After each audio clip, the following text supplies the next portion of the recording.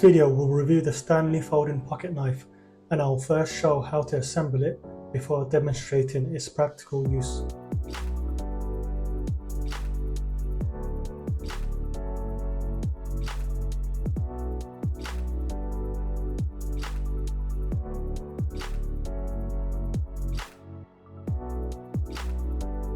Once you've taken off the plate, you'll find two blades.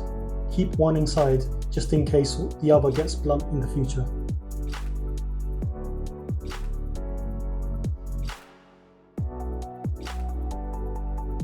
Now this is the fiddly bit.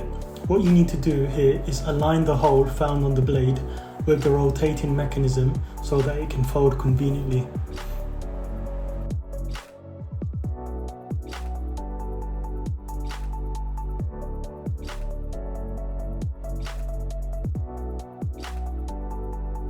Personally, I found it easier to initially screw using my fingernail before tightening with a flathead screwdriver.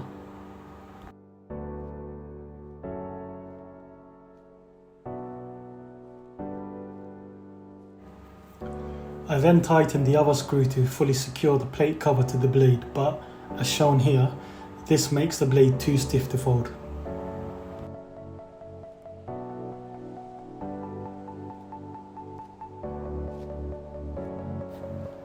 So what you want to do instead is to loosen and simply screw to about 90% so that it's secure, yet it allows for a bit of give, allowing you to easily fold the knife.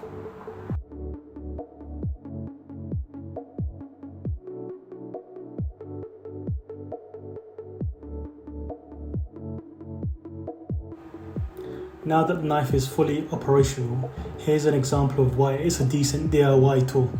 Among other uses, it's really valuable in removing sealant from skirting boards, especially the corners where a typical sealant remover tool is unable to reach.